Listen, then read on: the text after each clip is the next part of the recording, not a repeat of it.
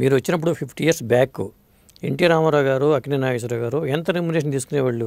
అంటే ఆయన చెప్పడం, నాగేశ్వరరావు గారు నేను ఒక సందర్భంలో చెప్పారు, 10 సంవత్సరాలు అయినప్పుడు కూడా 10 సంవత్సరాలు అయింది ఇంతవరకు 1,00,000 నేను కళ్ళారా చూడలేదు అని చెప్పి కూడా ఒక సందర్భంలో చెప్పారు. ఎందుకంటే ఇవి బ్లాక్ అండ్ వైట్ వ్యవహారాలు కదండి. వాళ్ళు ఏం చేస్తారంటే ఎప్పుడు చెప్పరు ఇట్లాగా, ఎందుకంటే చెబితే వాళ్ళకి కమిట్మెంట్, లెక్కలు అవన్నీ ట్యాక్సులు కట్టడం అన్నీ నిర్మాతల ద్వారా తెలుస్తుంది కదండి ఎంత ఇచ్చామనేది కూడా.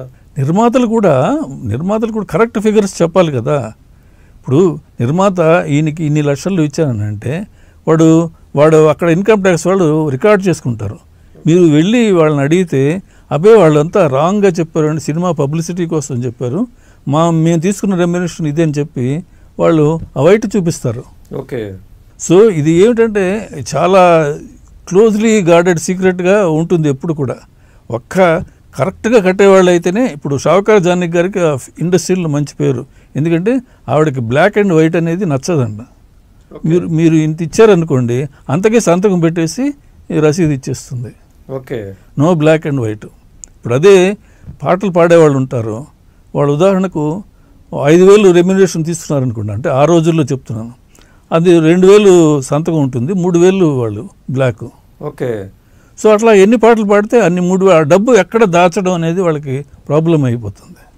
దాంతోనే గొడవలన్నీ వస్తాయి. ఇది బంధువులు ఇళ్ళకి ఇవ్వడం, తర్వాత వాళ్ళు మాకు ఇవ్వలేదంటాం, పేచీలు రావడం. ఇప్పుడు శ్రీదేవి ఇలాంటి వాళ్ళ విషయాలన్నీ అంతే కదా. బ్లాక్ మనీ అంతా ఎక్కడెక్కడో వాళ్ళు దాచి చివరికి శ్రీదేవి మదర్ చనిపోయేటప్పటికి తెలియలేదు. వాళ్ళు వెళితే ఇంత డబ్బు ఉండాలి కదా, మా నాన్నగారు మా అమ్మగారు ఇలా ఇచ్చారు కదా, ఏం మాకెప్పుడు ఇవ్వలేదే అని చెప్పేసి అట్లా చాలా డబ్బు పోతుంది వీళ్ళది. ఇంత కష్టపడి సంపాదిస్తారు, ఫైనల్గా ఏ లెక్కలు లేకుండా అన్యాయంగా మిగతా వాళ్ళు ఎంజాయ్ చేస్తారు ఆ బెనిఫిట్స్.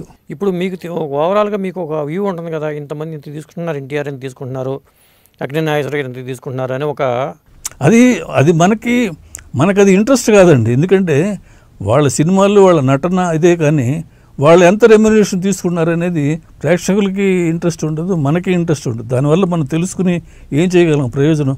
వాళ్ళు ఎలాగో ఆస్తులు చేసుకున్నప్పుడు, వాళ్ళ సినిమాలు తీస్తున్నప్పుడు మనకి ప్రచారంలో తెలుస్తూనే ఉంటుంది. ఎందుకంటే నాగేశ్వరరావు గారు ఇప్పుడు చాలా కేర్ఫుల్గా ఉండేవాళ్ళు. ఇది ఎన్నాళ్ళు మనం ఫీల్డ్లో ఉంటామో తెలియదు అని చెప్పి ఆయన వచ్చిన కొత్తల్లోనే చిన్న చిన్న ఇండస్ట్రీస్ పెట్టారు, ఇన్వెస్ట్మెంట్స్ పెట్టారు, బిల్డింగ్లు అవి వాటిలో ఇన్వెస్ట్ చేశారు, అట్లా చాలా జాగ్రత్త పడ్డారు. ఓకే. సో అట్లాగా ప్రతి వాళ్ళు కూడా, అంటే ఇప్పుడు ఆ రోజుల్లో వాళ్ళ సంగతి చెప్తున్నాను. కొంతమంది వచ్చింది మనం జల్సా చేద్దామనే వాళ్ళు చివరికి మిగిల్చుకోలేక అవసరాలు పడ్డవాళ్ళు ఉన్నారు. ఇలాగా జాగ్రత్త పడి భవిష్యత్తు గురించి ముందుగానే ఆలోచించి, ఎన్టీఆర్ గారు అయితే చాలా జాగ్రత్త. ఆయన పైసలు విషయంలో ఆయన ఎంత అంటే, ఆయన సినిమాలు తీసేటప్పుడు ఎప్పుడో ఇంతకుముందు సినిమా తీస్తే ఒక వస్తువు అక్కడ జాగ్రత్తగా ఉన్నారని స్టోర్ రూమ్లో ఉందనుకోండి, మళ్ళీ అదే కావాల్సి వచ్చినప్పుడు అది గుర్తుపెట్టుకుని ప్రొడక్షన్ మేనేజరు మళ్ళీ ఇది కొందామనంటే, కొనడం ఎందుకురా, అప్పుడు ఆ పిక్చర్ కొన్నాం కదా, అది అటక మీద పలానా చోట ఉంటుంది అని చెబితే వీడు వెళితే అక్కడే ఉండేది. ఓకే.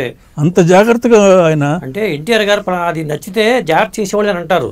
నచ్చితే కాదు, విలువైనది. ఇప్పుడు ఒక చిన్న వేములవాడ భీమక రావి కొండలరావు గారు చెప్పారు ఒకసారి మాటల సందర్భం, ఆయన అందులో యాక్ట్ చేశారు. వెండి పొడుం డబ్బా అట, అది ఆ సినిమాకి అవసరం వచ్చింది. అది కొనడానికి ప్రొడక్షన్ మేనేజర్ వెళ్తుంటే, అది కొనడం ఎందుకు, మనం ఇంతకుముందు ఆ పిక్చర్లో వాడాం కదా అని గుర్తులు చెప్తే అక్కడికి వెళ్ళి తీసుకొస్తే, అంటే ఆయన అంత పొదుపు అన్నమాట, దీనికి ఎందుకు వేస్ట్ చేయడం అని చెప్పి. సో అంత జాగ్రత్తగా ఆయన ఉంటాడు అనడానికి ఒక చిన్న ఉదాహరణ అనమాట. డబ్బుల విషయంలో అనవసరంగా ఖర్చు పెట్టరు.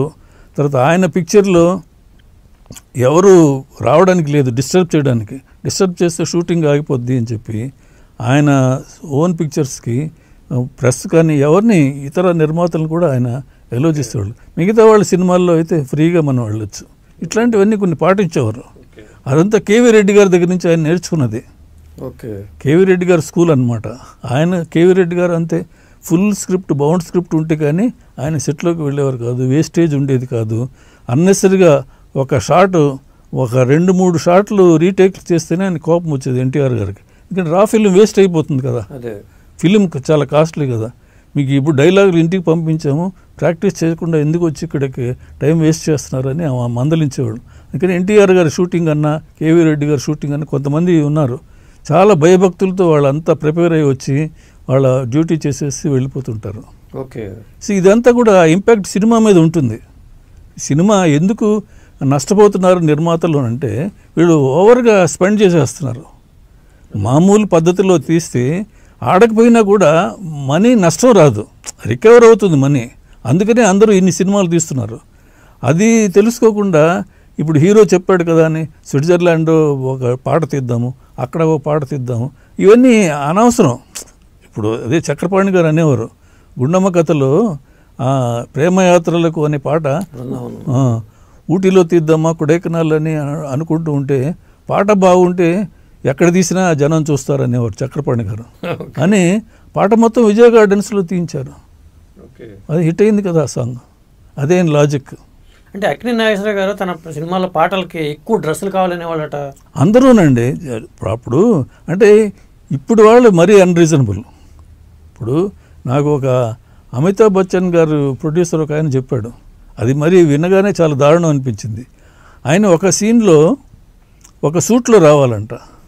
ఆ సూట్ ఏ కలర్ సూటు అని చెప్పేసి మరి ఆయన వేసుకుంటాడు కదా, ఆయనకు నచ్చాలి కదా. అంటే ఆయన అడిగారంట. ఇప్పుడు నేను అది ఆలోచించే మూడ్లో లేను, ఒక 10-12 వేరు రంగుల్లో సూట్లు కుట్టించండి, అది తీసుకొస్తే అందులో ఒకటి సెలెక్ట్ చేసుకుంటాను. చూడండి అది. అంటే ఆయన హైట్కి సూట్ కుట్టిస్తే ఒక సూట్ ఎంత ఖరీదు అవుతుంది, ఆ 10 కుట్టిస్తే అందులో ఒకటే సెలెక్ట్ చేస్తాడు, మిగతా 9 ఎవరికి ఉపయోగపడవు కదా. అయినా కూడా వాళ్ళు పట్టించుకోరు. అది ఎందుకంటే నాకు అంత టైం లేదు అని చూసి ఈ కలర్ నాకు నచ్చదు అని ఒకసారి ఒక నిర్మాత చెప్తే, అంటే ప్రొడ్యూసర్లు బాధ గురించి వీళ్ళు ఏమాత్రం ఆలోచించరు అనడానికి చిన్న ఎగ్జాంపుల్. అదే ఈ విధంగా చూస్తే ఇక ఎంతో చెప్పుకోవాలి. ఎందుకంటే ఇప్పట్లో వాళ్ళంతా ఈ క్యారవాన్లు కూడా వచ్చేవాళ్ళు, వాళ్ళందరికీ వీళ్ళు నిర్మాతే ఖర్చులు పెట్టుకోవాలి.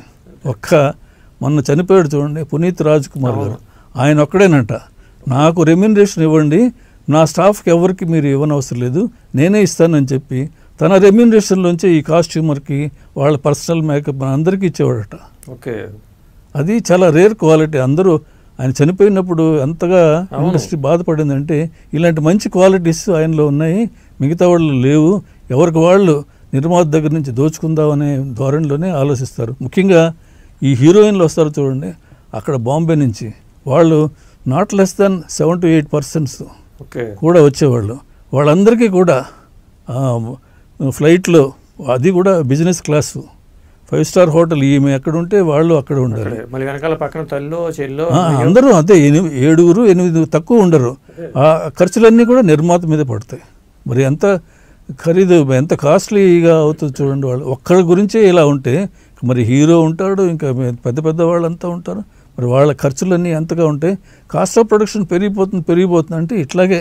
ఇది బిగినింగ్ నుంచే ఇవి కానీ వాళ్ళు రిస్ట్రిక్ట్ చేసి కంట్రోల్ చేయగలిగి ఉంటే ఇంత సమస్య వచ్చేది కాదు. ఇలాంటి ఇంట్రెస్టింగ్ వీడియోస్ కోసం తప్పకుండా మా ఛానల్ని సబ్స్క్రైబ్ చేయండి.